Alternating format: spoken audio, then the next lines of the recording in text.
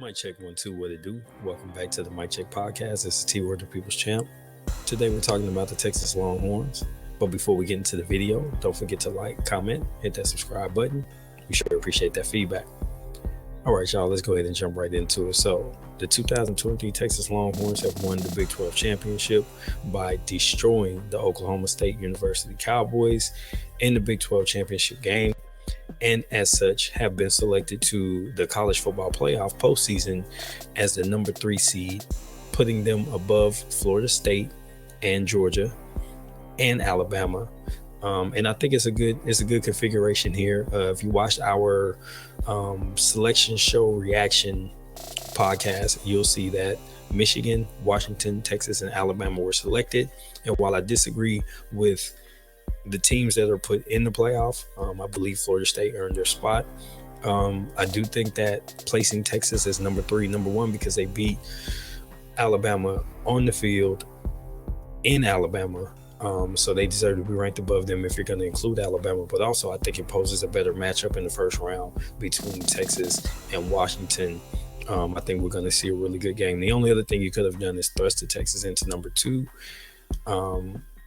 And it still would have been Washington, you know what I mean? Or you put them at 4, and I think you put probably one of the best potential matchups of the postseason, Michigan versus Texas, too early. So I think that this is the perfect configuration if you're going to pick these particular teams, or even if you use Florida State, maybe it still works out. That being said, I just wanted to give a shout out to my Longhorns. As all of you know, throughout the season, I've been following this team. I've been reporting and broadcasting what they're doing, and, you know, the potential has been there. And I've had high hopes all year. Even after the loss to Oklahoma, I wasn't deterred from believing that this team could pull off a run for the college football playoff. I just thought that if there was too many undefeated teams, they might get left out.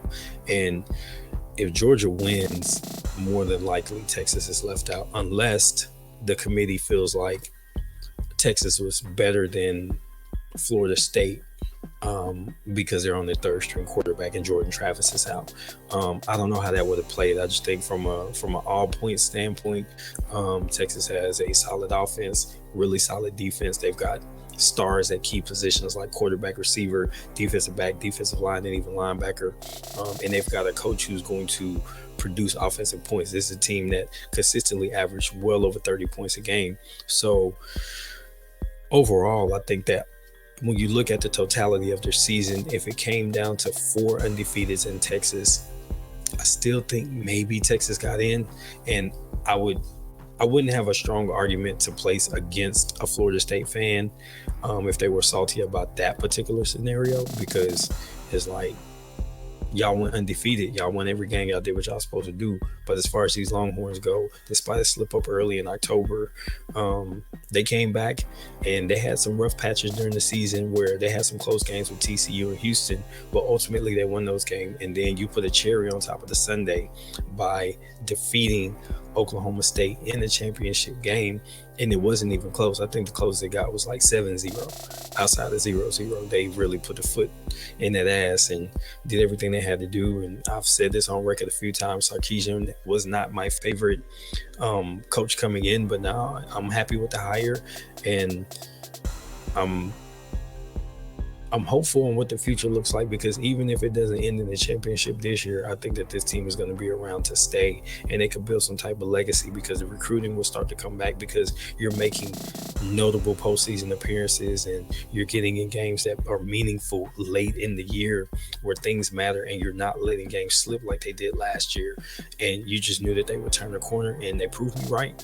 This team has been rock solid despite that loss, and even in the Oklahoma loss, it was self-inflicted wounds that they turned around and tried to bandage up. They just ran out of time, and then the defense just kind of let them down late in the game. And hey, when your offense gives the opponent probably 14 to 21 points, it's hard to keep them out of the end zone on a consistent basis when you're giving them short fields. So I don't hold that loss against them, because since then they've proven that they belong here. So I'm looking forward to what this postseason looks like, and I'm happy that this team won the Big 12 championship in their final season in a conference, and I think this bodes really well but how this team is going to look in the SEC. Y'all think we're coming in there to play around, but we ain't. We coming in there to step on shit, and we starting with this postseason. So we happen to see Alabama again. We're trying to go 2 for 2. So hopefully you guys have been keeping up with the Longhorns, and as always, it's gonna be Hook'em. And this has been the Mic Check with T Word, and I'm out. Peace.